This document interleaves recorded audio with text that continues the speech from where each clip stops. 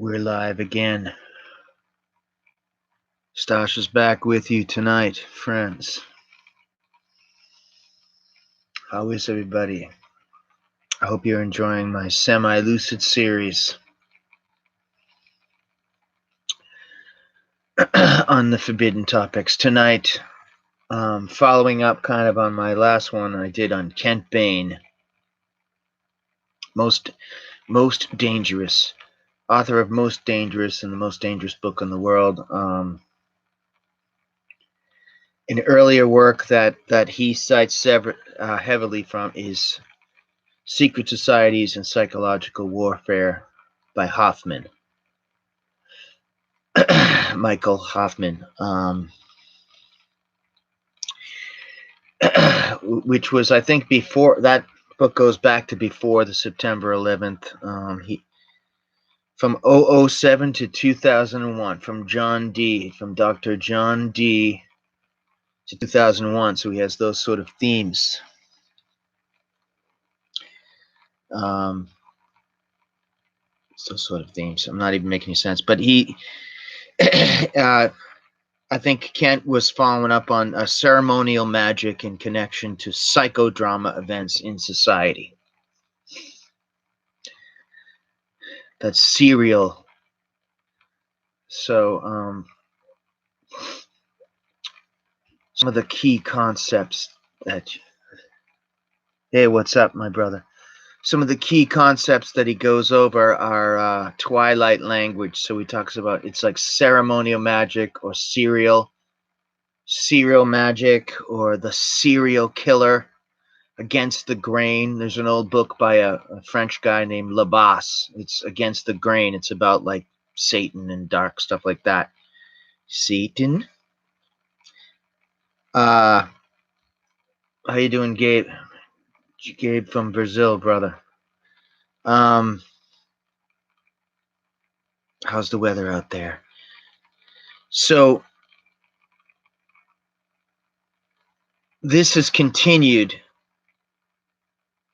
beyond imagination now with the social media, with the memes, the meme contagion, the group mind, the hypnotic group mind.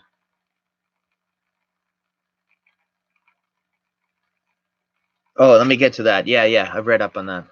I can comment on that, my brother. He's talking about Zoroastrian. 30 degrees Celsius over there. Is that hot for you guys? I'm back east here in America. It's rain and hot, unseasonably hot and foggy here, due to, take your pick, the global climate change or the geoengineering. I'll get to you, brother. 30 degrees Celsius. That sounds, is that hot?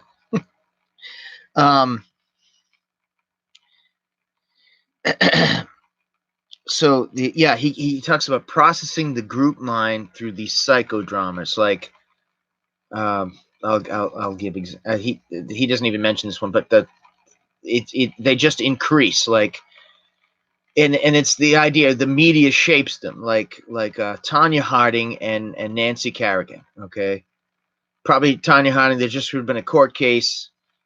Maybe the ice skating thing should have been canceled, but it turned into a thing where an obsession with society, where people were taking sides. And remember this was the skater thing, or the OJ trial, which ruined the justice system and turned it into a mockery, turned it into a circus.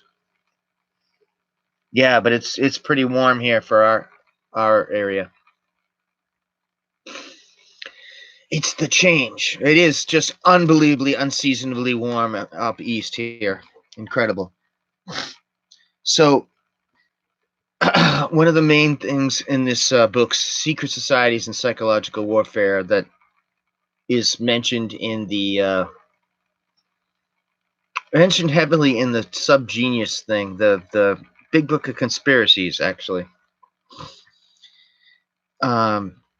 is this idea of inevitabilism. Inevitability. It's inevitable. there's going to be this global climate change, like maybe Greta says, the person. So it's one way or the other. Like we're going to die. It's inevitable. Or this is, you just have to accept. It's just inevitable. It's an interesting concept. In other words, that's just the way. It's just is it. This is it. You peons must, you plebeian must accept. This is it. It's like a self-fulfilling prophecy, and we all get processed. And the meme contagion, the meme virus, the Videodrome. That's an old movie going way back with James Woods. The Videodrome is real. The Videodrome. This is a very controversial book, Secret Societies. Okay. So,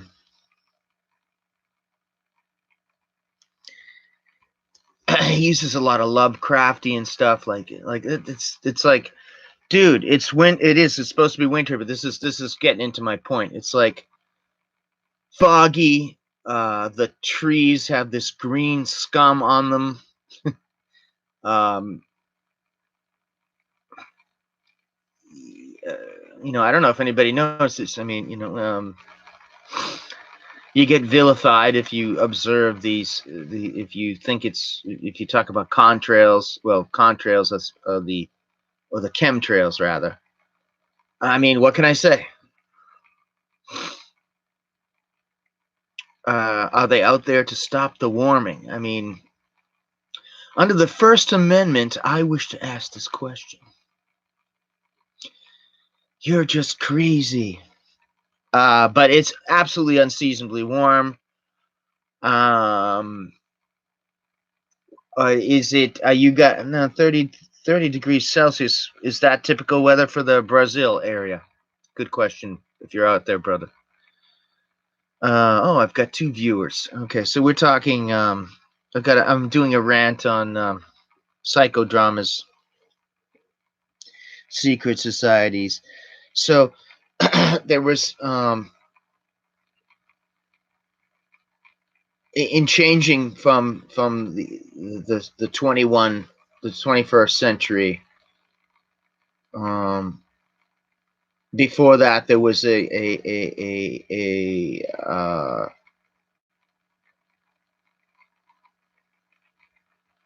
sense of doom or horror over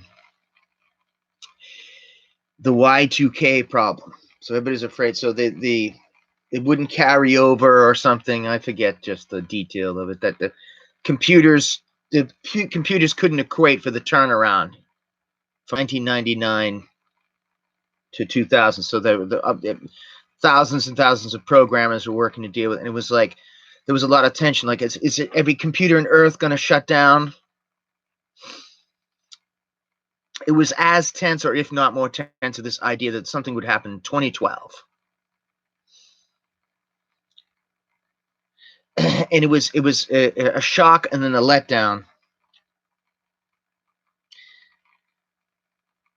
And in any case, nothing happened. So it was like the adrenaline of the group mind, hive, whatever you want to call it, just got so excited about the Y2K, and then nothing happened. But then the September 11th happened, 2001, 21, blackjack. It was like, yeah, it was like a big letdown. Or and then people got freaked out over the 9/11 attacks, which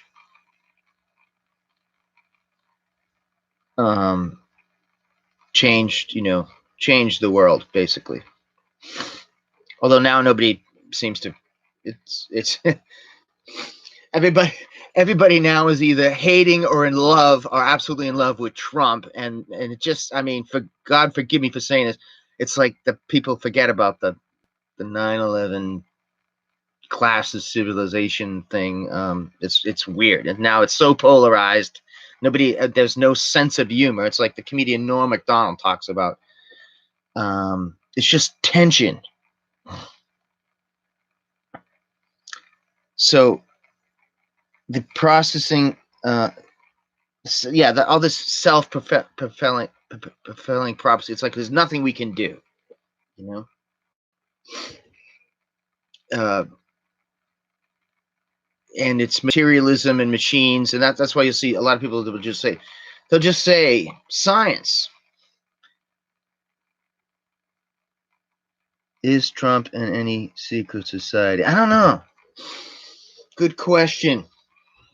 I would imagine any president is certainly in all those things. I wanted to vlog about that, especially. Yeah, he does make some kind of like thing like this when he's sitting, and all U.S. presidents are presumed to be in the Brotherhood of the Freemasons. It doesn't. I'll say my opinion of it. It doesn't mean that they're bad men, but it appears that they're in, or it's. I guess it's openly mentioned that they're in the Brotherhood. I mean, George Washington certainly was a cool guy. He was in it. You know, that's a point of fact. When I don't mean to sound wishy-washy in these vlogs that I do. I don't like to attack certain sides of take sides this that because I want to put out information that I feel. That's why that I feel it would be interesting to chat about and meet interesting persons like yourself. Because my overriding thing is the more you read, the more the less you know.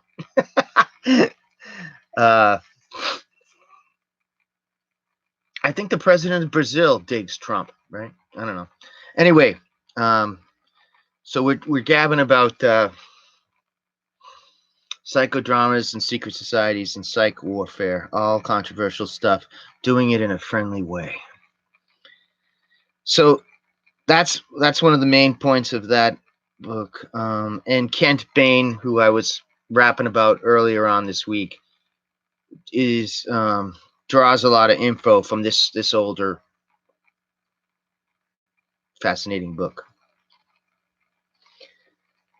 The other thing that he goes into is a revelation of the method, occult doctrine or concept that they tell you straight to your face that they're screwing you, and then they do it, and there's nothing you can do about it. It's like, I think it's similar to making everything will be made manifest. I think that's in the Led Zeppelin song, right? All will be revealed. All will be revealed. You'll find that in huge, big money productions. Sorry, I'm very hyper tonight.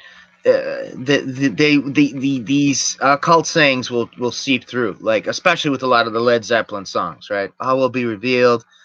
In Dune, the sleeper has awakened. That is definitely a line that you hear occultism. That's in some of the books of Kenneth Grant, and others. I noticed that.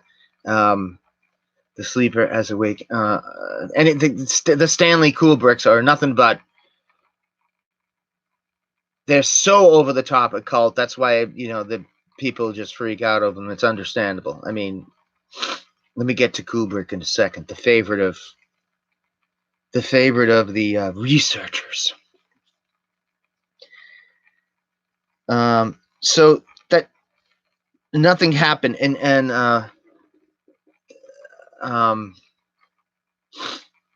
up in Washington State, they built a sentinel when the calendar changed from 2000, 2001 and whatnot. That exactly resembles the Sentinel in 2001, Space Odyssey. The Sentinel is a symbol of the Mangus, because they believe that they can tame and tamper the natural nature and the natural world. So Kubrick and Clarke are definitely major examples. Um, Going far beyond, I would say, even in the rock bands like Led Zeppelin. The and in Secret Societies, psychological warfare. He references childhood and a lot of Arthur C. Clarke and Lovecraft, H.P. Lovecraft. This all this materialism and smog and urbanization, hyper materialism, and everything against nature, leaving the paradise of Eden for materialism. Everything, there's just all hyper rationality. Uh, is building up to prepare the world for the rehabilitation of the old ones, the dark gods of Lovecraft, the return of Cthulhu. Great Cthulhu, great Cthulhu never sleeps. And Clarke refers to these as the overlords. Another thing he makes reference to is Dr. John Dee in 007 of James Bond fame. Was a high adept, and he references the Confessio Fraternatale. Confessio Fraternatale. Hey, I am a Rosicrucian. Why can't I pronounce it? Fraternatale. Jesus. Fraternatales. Well, hey, I'll leave it in the liner notes. Okay, this is the manifesto of the Rosicrucians. So we ought therefore to observe well and make it known unto everyone that God hath certainly most assuredly concluded to send and grant the world before her end, and presently thereupon shall ensue such a truth, light, life, and glory as the first man, Adam, blah, blah, blah, blah. Okay, well, that's like their manifesto. The reformation of mankind. That's why Hoffman, Secret Societies Psy Warfare references this Rosicrucian manifesto, because it's the idea that these super ultra learned men, the cryptocracy, the overlords. Clarke refers to them as the overlords. And they speak in riddles or twilight language. He goes over to this twilight language. I'm going to talk about that another time in more in detail. Basically, he quotes Charles Fort that we're, human beings are very susceptible to hypnosis. We're just a bunch of zombies, like from ice to steam, or molded.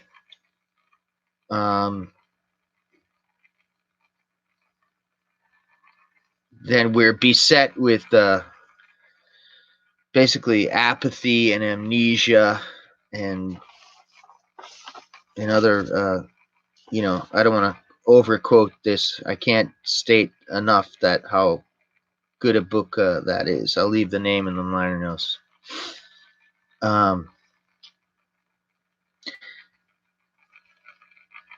Yeah, it's just increasing, and people are getting just more and more processed. Or what do you think? Are things getting better? with the internet? Are we more interconnected? Is it beautiful? Is it awesome? Are you enjoying the 2000s? Now we're going into the next decade, the 2020s.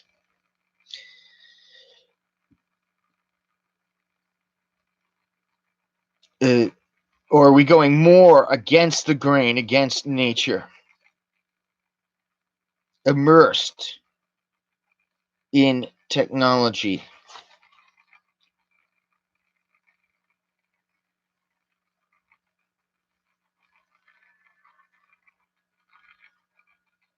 Or is it just a utopia?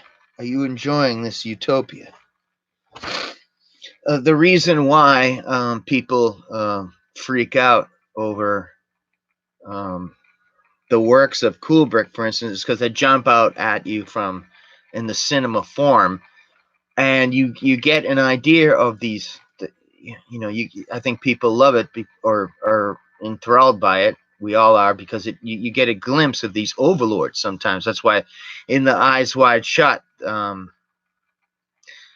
had read the book of it that based on that Kubrick movie, the secret society member. I forget what they call him, red face, or the leader. When Tom Cruise as Dr. Bill, his last name escapes me, he confronts him. It's as if they know he's there. He has the password Fidelio, and they know Bill is there, and his friend. It's just everybody knows everything except for him. And all right, brother, have a good sleep, man. I see you later. Peace. Hope everything's good down there. Yeah, it's like that's an overriding theme. Or in the James Bond and Spectre, the latest one, is if it's the guy just knows everything. He knows he's infiltrated the group. How much do these have to do with everyday life and all that? Almost nothing for the ordinary everyday man. But I think that's why in cinema we all are enthralled, at least for a while, when you get a little glimpse. Kubrick gives you a little glimpse into the world of the overlords, the cryptocracy, the shadow rule, and in 2001, Space Odyssey, it's a little bit different because you get an idea when the guy from the company comes and he levels with the people in the organization and the space group, the NASA of the future, at least at that time. That yeah, it's not a virus on the moon. It's we made contact, and there's a sentinel there that matches exactly the one that's in Washington State. Some people say there's a building that looks like a sentinel. Peace, brother. Have a good night. A good day. I don't know what time it is down there. Appears there, and it's got a presence to it, in that movie. I mean, and they just start playing that weird music, and it's an alchemical message.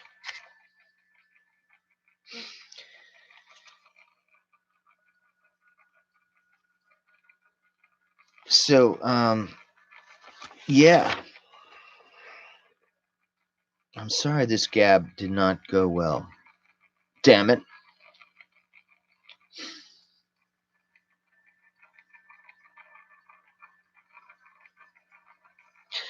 But okay, so it was as if these masters resurrected a current, a magical current that was millennia old.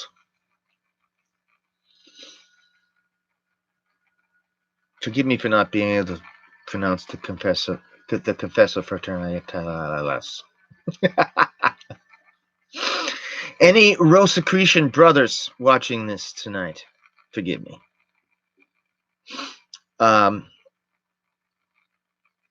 there's a scene and there's a part in Fire in the Minds of Men where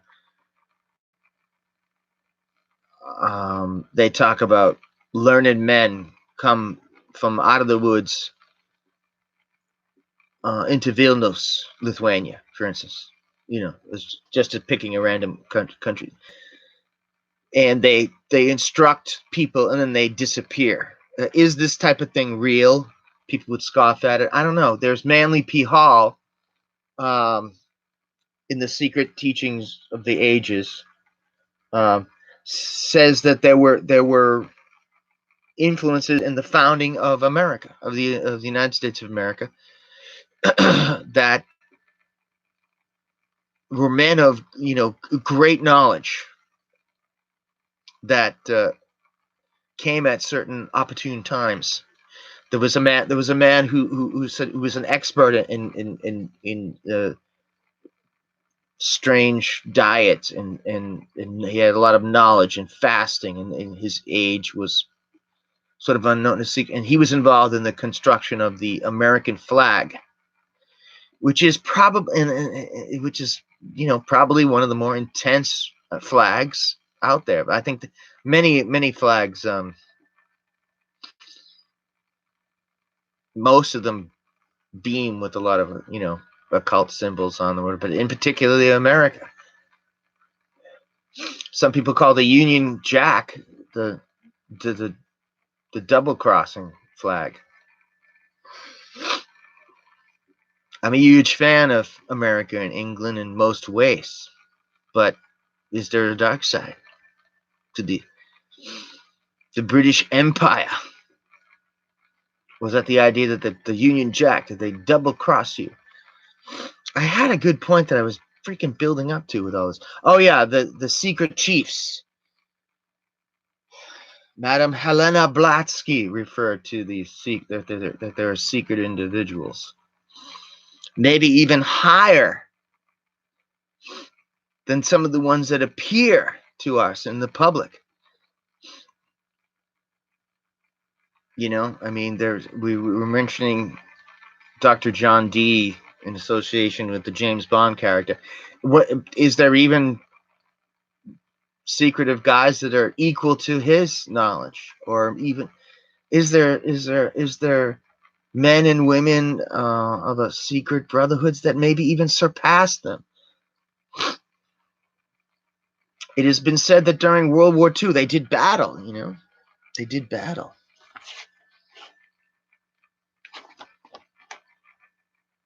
And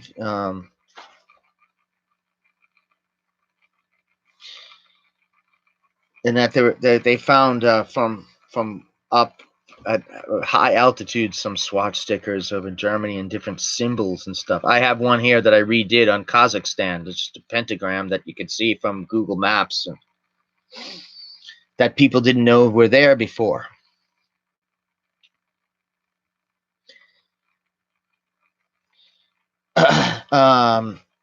And what I don't appreciate is the inflexibility of discussing stuff like this. So I'm not, if you speak out against materialism and science and stuff right away, it's just like all of a sudden you're a Neanderthal,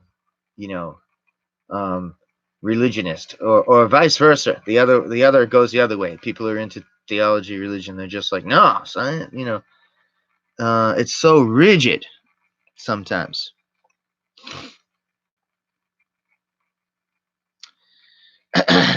Just like Kent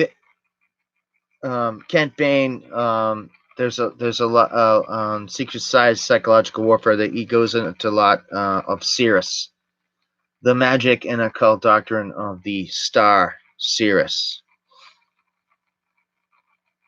4th of July, I think the astrologically speaking, I think there's a period where Sirius, the rays of Sirius connect the most. Blah blah blah. Let me get back to you on the 4th of July. Believe me, it's significant astrologically. The Dog Days of Summer. That is really fascinating. How the idea of fertility and anti-fertility rights. How you doing, brother? That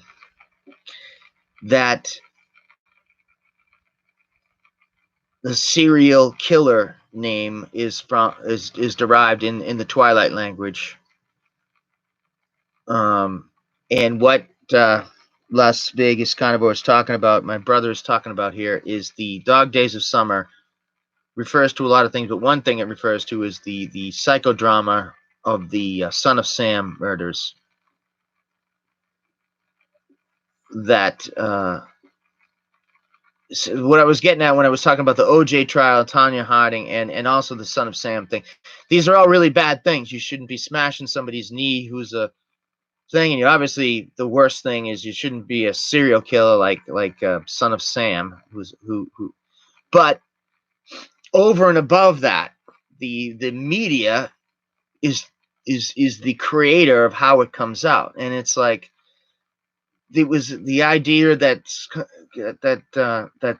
we're getting at here is that it's a psychodrama that changes society, molds it. Whether you want to use this psychology, if you just say it's just psychology and psy warfare, or you go deeper and it's Saturn, it's from the old type of things. If it's Setian, magic and dark stuff, take your pick. But the main point is that the Dog Days of Summer connect to the Cirrus, which is occult, and which scared the heck out of not just New York, but the world and America, and it made a change. It made a change. So it was a huge psychodrama. Whether it was just Mr. Berkowitz as Son of Sam, I don't know, but it's just that check out this book. He goes into a lot of detail.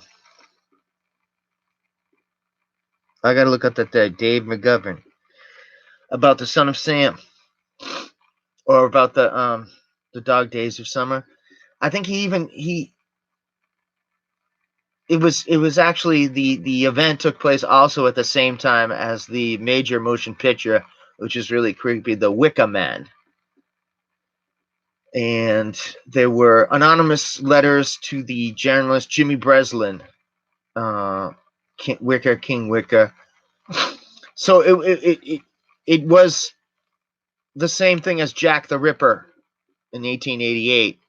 That it terrorized the city, but there was also these messages and stuff that were coming through, and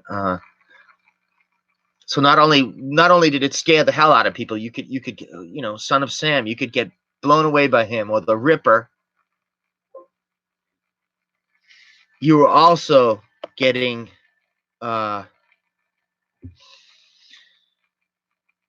embedded messages. Oh crap, I'm running out of power. So Carnivore, I think let's continue this tomorrow night late, brother. My machine is going to be shutting down shortly, or I might make a reappearance again tonight. But anyway, let's leave it off at this point. Dog Days of Summer, Son of Sam, psychodramas. This is awesome. I'll be back with you either a bit tonight or tomorrow night, definitely. Ciao, brother. Take care. God bless everybody.